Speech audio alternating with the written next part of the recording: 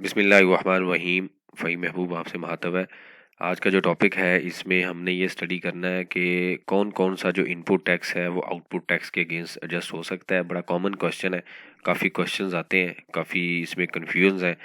और इसको further clear करने के लिए मैंने जो एग्जांपल चूज़ की है इसमें मल्टीपल इनपुट्स हैं और मल्टीपल आउटपुट्स हैं, यानी कि इनपुट की भी कैटेगरी ज़्यादा है और आउटपुट की है। तो ये तकरीबन 90-95% जो इंडस्ट्री के जो क्वेश्चंस हैं या जो प्रैक्टिस है उसको हम कवर करेंगे।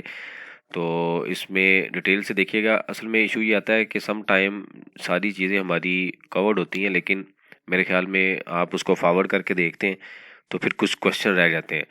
तो उन क्वेश्चंस को फिर डिस्कस किया जाता है, तो जिसमें आपका टाइम भी ज़ाया होता है और मुझे भी उन सबका आंसर करना पड़ता है। तो इसलिए मेरी जो आप एक कोशिश किया करें कि वीडियो को पूरा लाजमी देखा करें। Most of the time question आते हैं और मैं उनको दोबारा भी यही मैसेज करता हूँ कि आप दोबारा देखें और उसके बाद उनके आंसर आता है कि जी हमें वो क्लियर हो गया है। तो इससे आपका टाइम काफ़ी सेव होगा और मेरा भी इसमें टाइम बचेगा। ये इंफॉर्मेशन है जिसमें आप देखें तो सबसे पहले आ रहा है रॉ मटेरियल, और उसके बाद फिर दूसरे नंबर पे रॉ मटेरियल है। इस रॉ मटेरियल 2.4 मिलियन के अंदर वो कह रहा है जी 2 लाख रुपए का जो मटेरियल है वो अनरजिस्टर्ड से परचेज़ किया है। एक व्हीकल परचेज़ की है, उसके ऊपर उसकी जो वैल्यू है 1.5 मिलियन है। ऑफिस स्टेशनरी है जो कि टैक्सीबल सप्लाईज में यूज़ हुई है। ठीक है, तो हम बेसिकली जो कॉन्सेप्ट है वो क्या है, हर वो चीज़ जो अनेक्जर सी यानी सेल को जनरेट करने के लिए यूज़ होगी उसका हम इनपुट ले सकते हैं। ठीक है, उसका हम इनपुट क्लेम कर सकते हैं। हर वो चीज़ जो सेल्स को जनरेट करने के लिए यूज़ होगी, मतलब ये कॉस्ट है और इसमें सारी की सारी वो कॉस्ट आएगी जो सेल को जनरेट करने के लिए हम यूज़ करते हैं। तो इसका मतलब जब हम इनपुट टैक्स लेंगे तो कौन सा लेंगे, जो आउटपुट टैक्स। देखें फार्मूला क्या है, output tax minus input tax. तो अगर इनपुट टैक्स आउटपुट टैक्स से रिलेटेड नहीं है तो वो माइनस भी नहीं करने देगा। सिंपल कॉन्सेप्ट है रूल का। ठीक है, जो कानून है उसका सिंपल कॉन्सेप्ट है कि अगर आउटपुट टैक्स के अगेंस्ट आप वही चीज़ें माइनस कर सकते हैं आउटपुट टैक्स के अगेंस्ट जो इनपुट टैक्स आपने उसको बनाने के लिए यूज़ किया है। तो ये बेसिकली कॉन्सेप्ट है। उसके बाद आता है जो कुछ इलेक्ट्रिसिटी या फिक्स एसेट दोबारा परचेज किया गया 3,50,000 का। इलेक्ट्रिसिटी है, कॉमन यूज़ है। इसको भी हम स्टडी करेंगे कि हमने पोर्शनेट कैसे करना है। मतलब कॉमन यूज़ से बना दिया है कि कुछ आपके ऑफिस में यूज़ हो रही है, कुछ फैक्ट्री में यूज़ हो रही है। ये लेट्स से एक फैक्ट्री का यूनिट है। ठीक है, ये एग्जाम्पल के अंदर हम फैक्ट्री का यूनिट डिस्कस कर रहे हैं, तो इलेक्ट्रिसिटी बिल एक ही है। फैक्ट्री के अंदर ऑफिस भी हैं और प्रोडक्शन हॉल भी है। तो इसको कैसे डिस्ट्रीब्यूट करना है और किस तरीके से हम इनपुट ले सकते हैं वो भी पॉइंट हम देखेंगे। उसके बाद आता है टैक्सीबल सप्लाई, जिसमें 3.2 मिलियन है। आइसक्रीम थर्ड स्केड्यूल की आइटम है जिसकी सेल वैल्यू 12 लाख है, और रिटेल प्राइस जो है जिसके ऊपर हमने सेल टैक्स कैलकुलेट करना है, क्योंकि ये एमआरपी वाली आइटम है। तो एमआरपी की जो आइटम्स है उस पर टैक्स कैलकुलेट होता है रिटेल वैल्यू के ऊपर। इसके ऊपर 3-4 बड़ी डिटेल में लेक्चर दे चुके हैं। फिर एग्जाम सप्लाई है जिसकी वैल्यू 4 मिलियन है, और कुछ इसमें मैंने डेबिट एंड क्रेडिट नोट की भी एग्जांपल ले ली है। कुछ सेल या परचेज हमने रिटर्न भी की है।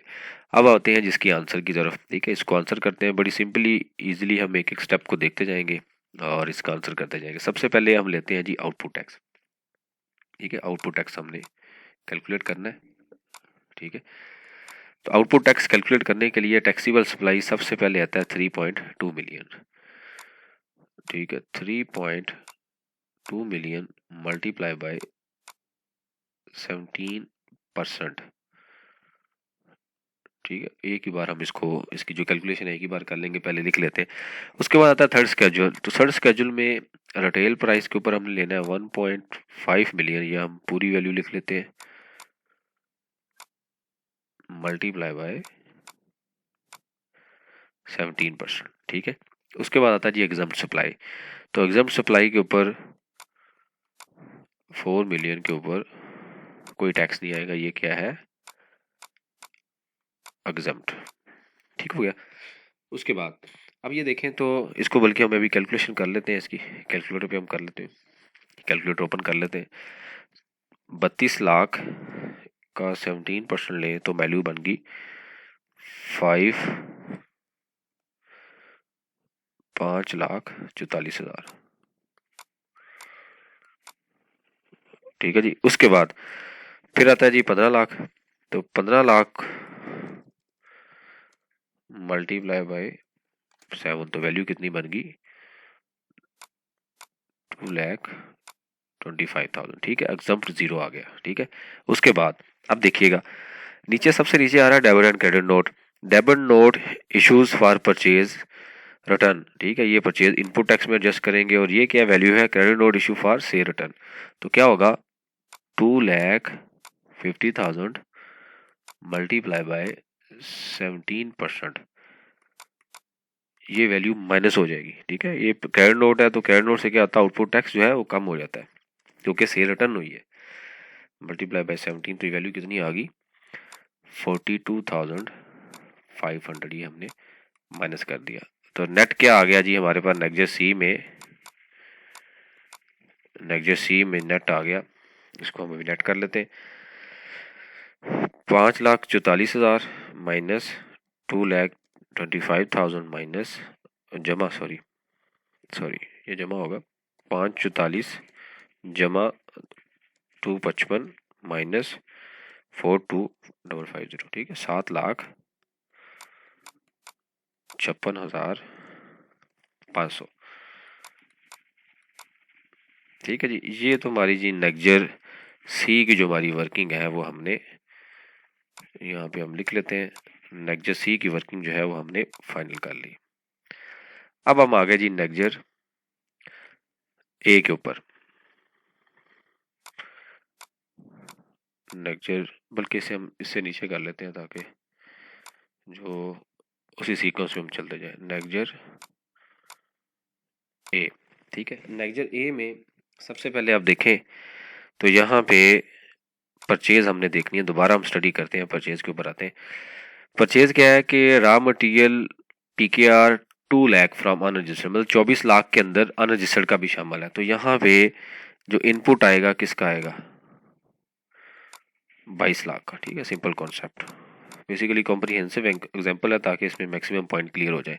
उसके बाद आता है जी रॉ मटेरियल अदर, ठीक है। तो रॉ मटेरियल अदर में क्या आएगा, ये भी कोई दूसरा रॉ मटेरियल होगा, इसमें अगर अदर है तो अदर का मतलब हम सारे का सारा, इसने कोई मेंशन नहीं किया हमने, तो हम सारे का सारा 17% ले लेंगे।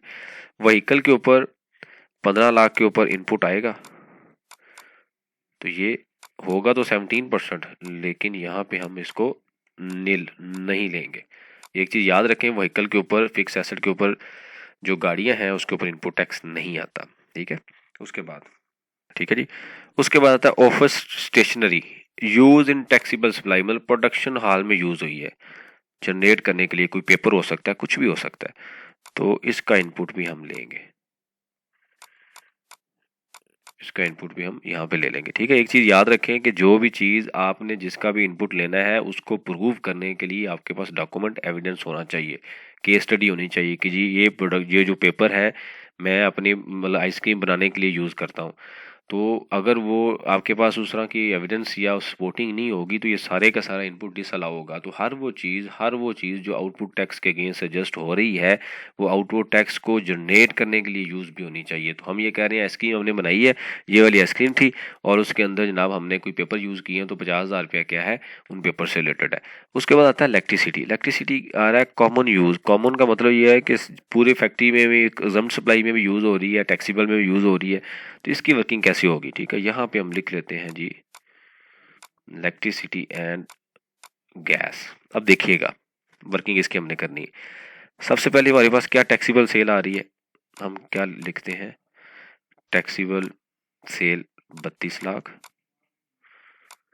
ठीक है। थर्ड स्केड्यूल की जो सेल है वो कितनी आ गई 15 लाख, 12 लाख नहीं लिखनी, 15 लाख, क्योंकि टैक्स किस पे कैलकुलेट होता है 15 लाख पे, नहीं कि रिटेल के ऊपर। तो ये कितनी वैल्यू आ गई 4.7 मिलियन। एग्जम्प्ट सप्लाई कितनी है जी, एग्जम्प्ट सप्लाई आ गई 4 मिलियन, ठीक है। टोटल वैल्यू होगी 87 लाख, ठीक है।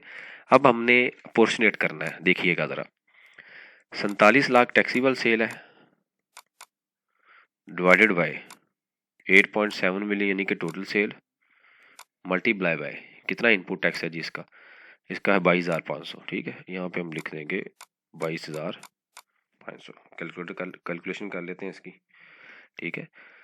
47 lakh divided by 87 lakh multiply by 22,500, value आ गई 12,155। यहाँ पे हम कौन सी वैल्यू लिख देंगे 12,155। ठीक है, इस तरीके से हमने प्रोपोर्शनेट कर लिया। ये बड़ा इंपॉर्टेंट क्वेश्चन है और कॉमन कॉन्सेप्ट है, इसको लाजमी स्टडी रखें। पूरे का पूरा जस्ट करते जाएंगे तो जब कभी नोटिस आएगा तो आपको कहा जाएगा कि आपका टैक्स तो इतना बनता है, इनपुट टैक्स इतना बनता है और आपने 22,000 क्लेम किया है, तो आपको यानी कि आपने ज़्यादा जस्ट कर लिया और कम करना था, तो वन टाइम आपको पे करना पड़ेगा, जो कि बड़ी अमाउंट हो सकती है। ठीक है, अब ये 900 रुपया जस्ट होगा नहीं, ये स्टाफ लंच का है, ये जस्ट नहीं होगा। अब हम कैलकुलेशन कर लेते हैं सारी जो भी हमने यहाँ पे स्टडी किया है। 22 लाख का 17% ले लें जी, ये अमाउंट बनती है 3,74,000। ठीक है, उसके बाद 28 लाख को 17% ले लें तो ये अमाउंट बन जाएगी 4 लाख, सॉरी ये जो अमाउंट है ये 28 नहीं थी, 2,80,000 थी। ठीक है, इसको मेरे में गलती हो गई थी यहाँ पे, क्योंकि वैल्यू सेकंड कॉन्सेप्ट में हम डिस्कस करेंगे। 2,80,000 है। ठीक है, मल्टीप्लाई बाय 17 तो 47,600। फिक्स एसेट का नील आएगा, कुछ भी नहीं आया। ठीक है, अब 50,000 का जनाब ले लें, 17%, 8,500 आ गया। ठीक है जी, अब नीचे हम टोटल कर लेते हैं, अभी हम टोटल कर लेते हैं। ये टोटल कितना है जी इसका,